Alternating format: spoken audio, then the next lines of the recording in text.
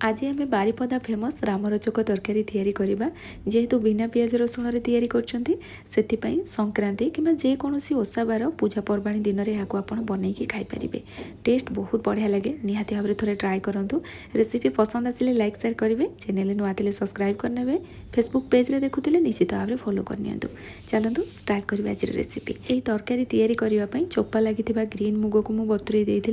ये मुझे राति सारा बतुरे आपड़ 3-4 घंटा बतुरे भी ये बहुत बढ़िया से बतुरी जीव। ये मुझे गोटा मुग नहीं आपड़ फाड़ मुग भी नहीं पारे, किंतु चोपा लगी एमती ग्रीन मुग ही ने। एबे आमे या भल भाव में धोईकी नहीं आसवा। मुगटा तो बहुत बढ़िया से बतुरी जाइला। एथिरे एक्सेस पानी को आमे बाहर कलापर ग्राइंडर जार रे ऐड करवा। एथिरे हाफ चामच जीरा अदा पकेबा, राग जी पसंद करती से अनुसार कंचा लंका नहीं एथिरे पानी दबानी। या एमती ही सुखिला आमे बाटिकी नहीं आसवा। जदि बाटी होनी आपण अल्प पानी व्यवहार करेंगे, किंतु मुगटा जदि बहुत बढ़िया से बतुरी जाइथिबो ना पानी बिल्कुल भी दरकार पड़ोनी या ग्राइंडिंग करने। आईटी देखिपे ये टिके खदड़िया रखिकी मु ग्राइंडिंग करछि। बस यही टाइप रही आमे बाटिकी नहीं आसवा। एबे गोटे जगह को आमे बाहर करनबा। या एमती आमे 3-4 मिनिट पाखापाखि फेंटीदेबा। किछि समय फेंटिला परे ही ये देखिकी आपण जानिपारुथिबे तार कलर आउ टेक्सचर पूरा चेंज हो जाए। फेण फेण टाइप रही जाइए। एमती अल्प समय फेंटीदेले बरा गुड़ाक एकदम सफ्ट आउ स्पंजी होकर तैयारी हम। ये आमर मुग बटाटा रेडी हो जाइए। एबे एथिरे स्वाद अनुसार लुण अल्प हेंगु पकेबा, जहाँफल यार फ्लेवरटा बहुत बढ़िया आसो। ये सब जिनस को भल भाव में मिक्स करनबा। ये आमर बैटरटा रेडी हो गला।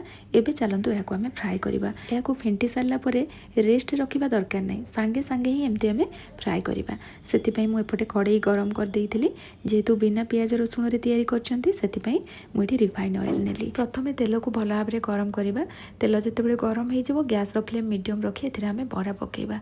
तेल को ना अत्यधिक गरम करेंगे, नले कौन हम बरा पकौ पकौ तार ऊपर पर्सन गुड़ा पूरा डार्क कलर हो भितर पर्सन ठीक से सीझी पारिबनी। सेतिपई याकू आमे प्रथम रु शेष पर्यंत मीडियम फ्लेम रे ही छाणीबा। प्रथम थर मु अल्प छाणीकी बाहर कर नेइथिली। नेक्स्ट टाइम जेतेबेले पकेइली टी अधिक मात्रा रे पकेइली। एठी देखंतु ए टाइप रो कलर आसिला परे याकू मु बाहर कर नेली। अधिक डार्क कलर करके आमे छाणीबानी, नले एगुडा को खाइबा पे एते टेस्ट लागिबनी। एठी मु जेतिकी बैटर तैयारी करथिली 3टा बैच रे याकू मु छाणीथिली। आ एठी देखंतु हमर थर्ड बैच भी पूरा रेडी हो गला। याकू आमे बाहर कला परे एबे कोन करबा आलू बैगण को आमे काटी नबा। एठी मु गोटे बड़ साइज रो आलू नेइथिली। आ एमती लंबा लंबा रखिकी थोड़ी मोटा करके मु काटिची। ता सहित फाड़े बैगण को मध्य एमती मोटा मोटा साइज रे मु लंबा करके काटिची। एठी मु जो बळी आलू बैगणटा काटिची ना नॉर्मली आपण तरकारी तैयारी कला बेले जेमती आलू बैगण आमे काटंती सेही टाइप रो भी काटिकी नै पारिबे। मुझे सेपटा टे चेंज कर देइछि। एथिरे आमे लुण हळदी पके याकू भल भाव में मिक्स करनबा। तापरे जो तेल रही जाइथिला ना सेथिरे ही आलू बैगण को आमे फ्राए करनबा।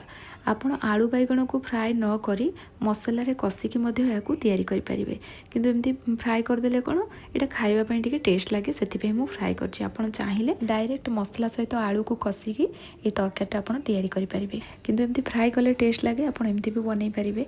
आ एठी ना जेतेबेले बैगण को आपण फ्राए करिवे हाई फ्लेम रे ही फ्राए करेंगे। एमती हल्का कलर आसला परे बाहर करने। तो ये मुझे आलू को मध्य से भाया डीप फ्राए करनेली। जो तेलटा रही जाइथिला ताकू आमे बाहर करनबा। ओइथिरे ही तरकारी तैयारी करबा। तो मसला पई एटी मु हाफ छोट चामच गोलमरिच नेइछि, ता सहित 2टा लवंग, जावित्री अल्प नबा, गुजराती गोटे आ गोटे चक्र फूल नहीं। या आम मसला रे बाटिबानी परे यूज करबा। गोटे छोट साइज रो अळैच नहीं। जदि बड़ साइज रो थिबो ताकू आपण फाळ करके नेबे। गोटे पकई देबेनी, नले एथरे एते हार्ड स्मेल आसीबो आपण तरकारी खाई परिबेनी।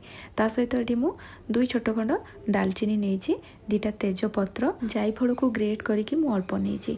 आ जायफल अधिक बिल्कुल भी पकईबेनी, कारण यहाँ बहुत ही हार्ड स्मेल थाए आ पिता भी हो जाए तरकारी।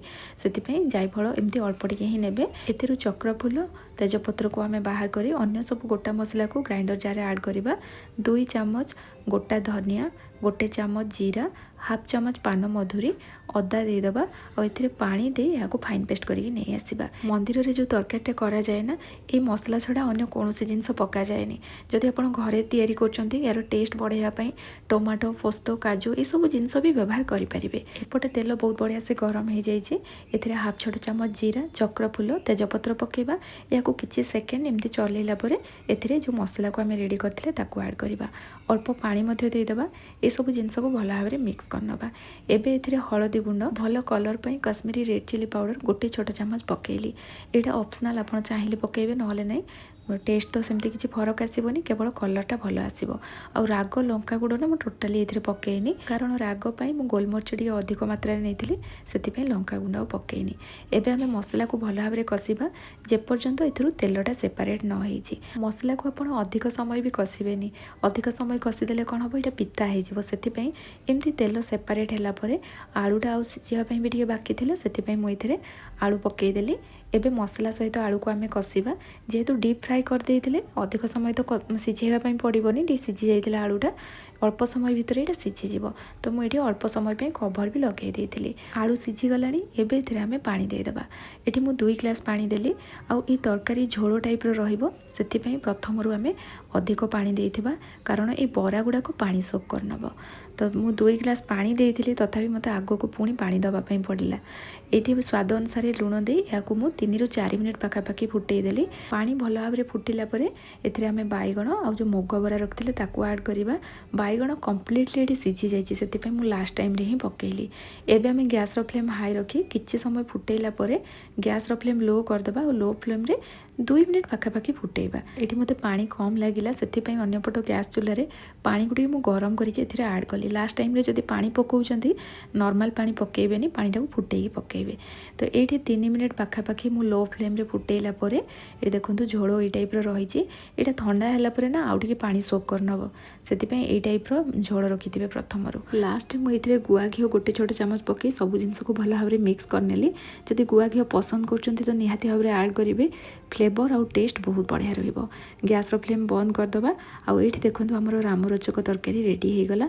बहुत बढ़िया टेस्ट लगुला। निहाती भाव में थोड़े ट्राए करूँ। रेसिपी केमिति लगिला निश्चय कमेंट सेक्शन में जनइबे। जदि पसंद आसथिबो ना प्लीज़ वीडियो को लाइक करके जिवे।